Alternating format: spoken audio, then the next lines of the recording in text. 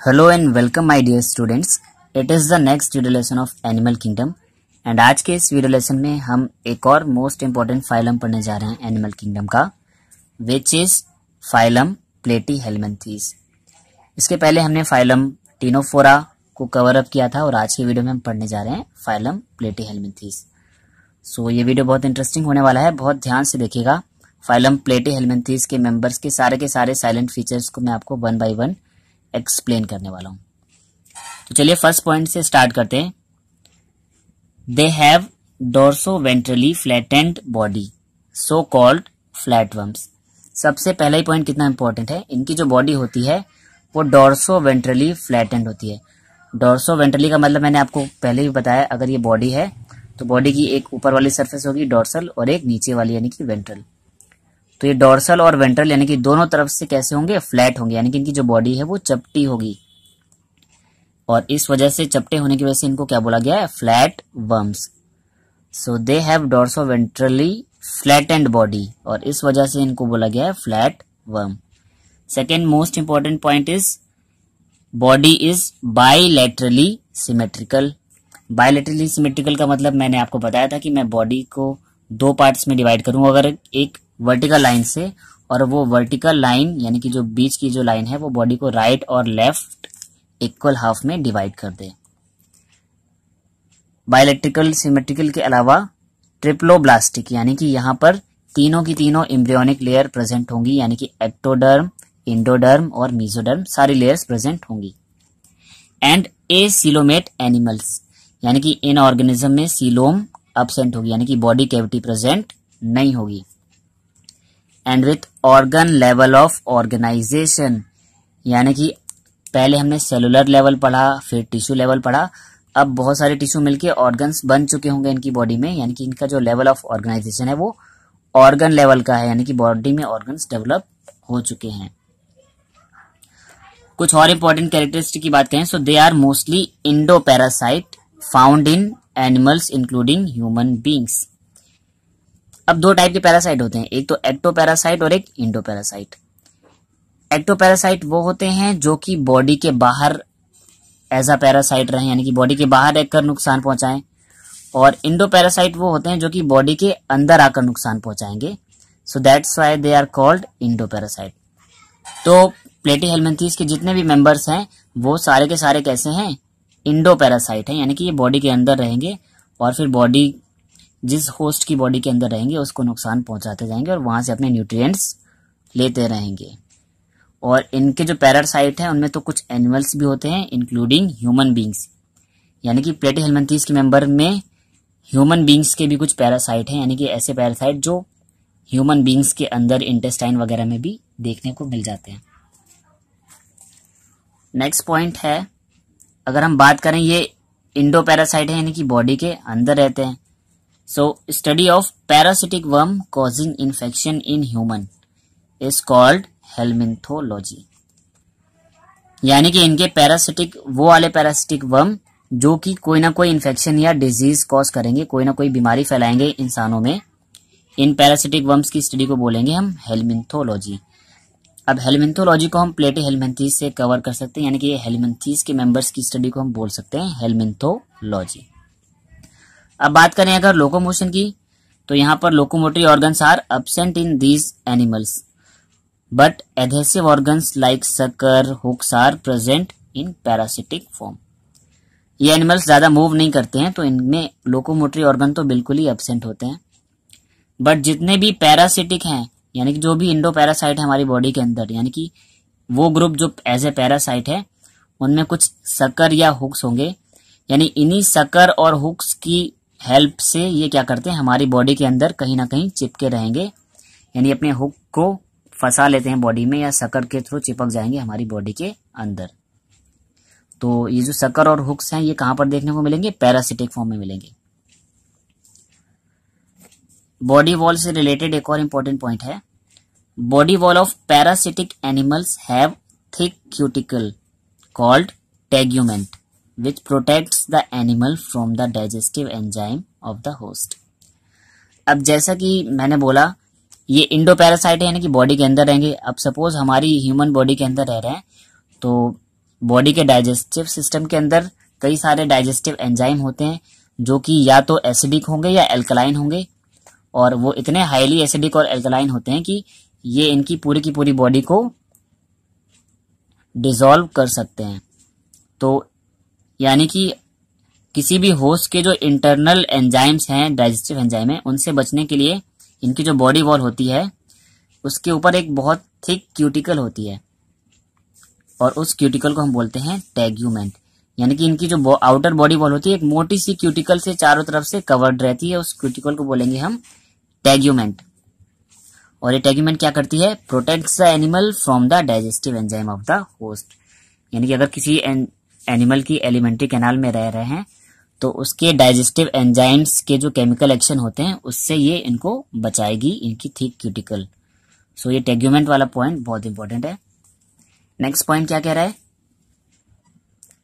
Digestive system is incomplete without anus. तो मैंने आपको पहले ही बताया दो टाइप के डाइजेस्टिव सिस्टम, यानी कि एक तो कंप्लीट होता है और एक इनकम्प्लीट। जब हमारा डाइजेस्टिव सिस्टम माउथ से स्टार्ट हो और एनस तक खत्म हो, यानी कि ये कंप्लीट डाइजेस्टिव सिस्टम है।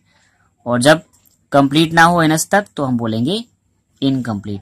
तो यहाँ पर एनस प्रेजेंट नहीं है, यानी कि माउथ होगा, लेकिन डाइजेस्टिव ट्रैक्ट यानी कि पूरी एलिमेंट्री कैनाल कंप्लीटली डेवलप नहीं होगी, इसलिए ये इनकम्प्लीट डाइजेस्टिव सिस्टम को रिप्रेजेंट करते हैं। Some animals like tapeworm digestive system is completely absent, so they absorb nutrients from the host directly through their body surface. Means जो कुछ एग्जाम्पल और ले लें, जैसे कि टेप वर्म वगैरह, ये टेप वर्म या फ्लैट वर्म, ये सारे के सारे बॉडी में अंदर रहेंगे इंडोपैरासाइट की तरह, और इनमें तो डाइजेस्टिव सिस्टम कंप्लीटली एब्सेंट होता है, यानी कि बिल्कुल भी नहीं होगा, ना माउथ होगी ना एनस होगा, कुछ भी नहीं होगा।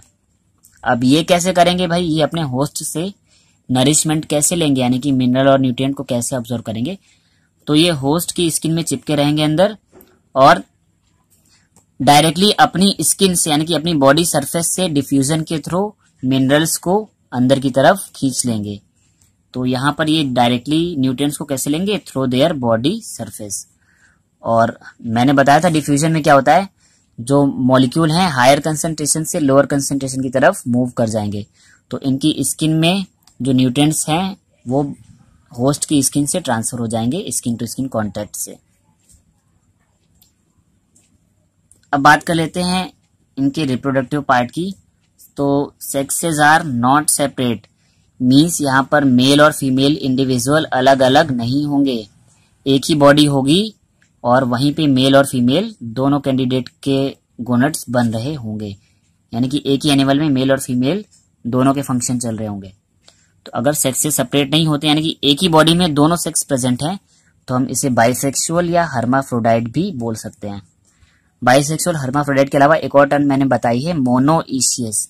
मोनो मतलब सिंगल और इशियस मतलब बॉडी, यानी कि अगर सिंगल बॉडी में दोनों सेक्स सेपरेट अलग अलग प्रेजेंट हो, यानी एक ही बॉडी में मेल और फीमेल दोनों सेक्स ऑर्गन प्रेजेंट हो, तो उसे हम बोलेंगे मोनोइशियस। तो ये कैसे होंगे? बाइसेक्सुअल, हर्माफ्रोडाइट या मोनोइशियस। स्केलेटन की बॉडी में होता नहीं, यानी कि बोन या कार्टिलेज बिल्कुल भी नहीं होगी। Respiratory and circulatory system are also absent. तो यहाँ पर ना रेस्पिरेटरी सिस्टम होगा ना सर्कुलेटरी सिस्टम होगा। लेकिन ऐसा नहीं कि रेस्पिरेटरी सिस्टम नहीं है तो इनमें रेस्पिरेशन नहीं होगा। रेस्पिरेशन तो हर ऑर्गेनिज्म में कंपलसरी है ना, क्योंकि बिना रेस्पिरेशन के एनर्जी तो ये बना नहीं सकते।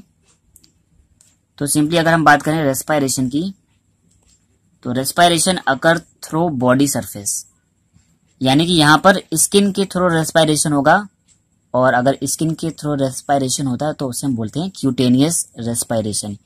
यानी कि बॉडी सरफेस से ये देखिए, जैसे कि टीनिया में टेप वर्म के केस में देखिए क्या हो रहा था कि बॉडी में डाइजेस्टिव सिस्टम नहीं था, और डाइजेस्टिव सिस्टम नहीं था ये, तो ये बॉडी सरफेस के थ्रू ही मिनरल्स को एब्जॉर्व कर रहे थे। और सेम एज अगर रेस्पिरेटरी सिस्टम भी नहीं होगा तो ये मिनरल्स को डायरेक्टली बॉडी सरफेस से, मतलब कि ये गैसेस एक्सचेंज भी कहाँ से करेंगे? बॉडी सरफेस से ही करेंगे। तो यहाँ पे डाइजेशन हो चाहे रेस्पिरेशन हो, दोनों चीजें कहाँ से होंगी? बॉडी सरफेस के थ्रू होंगी। एंड जितने भी इंडो पैरासाइट हैं, यानी कि वो किसी ऑर्गेनिज्म की बॉडी के अंदर रह रहे हैं, उनमें रेस्पिरेशन कैसा होगा? एनाएरोबिक रेस्पिरेशन होगा। So anaerobic respiration is found in internal parasites like Taenia. तो जितने भी टीनिया वगैरह हैं इनमें जो रेस्पिरेशन होगा वो कैसा होगा, एनारोबिक। क्यों? अगर आप किसी होस्ट की बॉडी के अंदर रह रहे हो इंडोपैरासाइट की तरह, तो बॉडी के अंदर तो ऑक्सीजन नहीं होगी, और जब बॉडी के अंदर ऑक्सीजन नहीं है तो रेस्पिरेशन कैसा करेंगे, एनारोबिक टाइप का।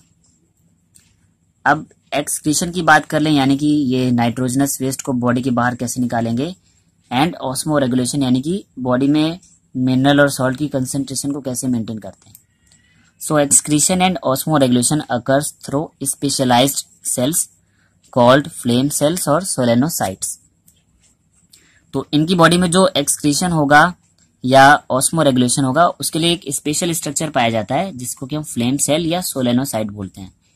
तो इन फ्लेम सेल्स के थ्रू ही एक्सक्रीशन या ऑस्मो रेगुलेशन की बॉडी में हो जाता है। अब फ्लेम सेल्स ये क्यों बोलते हैं, क्योंकि ये जो सेल्स हैं ये देखने में एक जलती हुई आग की लौ की तरह दिखती हैं, फ्लेम की तरह दिखती हैं। So that's why they are called flame cells. अब लास्ट पॉइंट इनके रिप्रोडक्शन से रिलेटेड है। तो रिप्रोडक्शन तो यहाँ पे सेक्सुअली होगा, एसेक्सुअल तो होगा नहीं। तो सेक्सुअल रिप्रोडक्शन में अगर हम बात करें तो फर्टिलाइजेशन तो कंपलसरी है।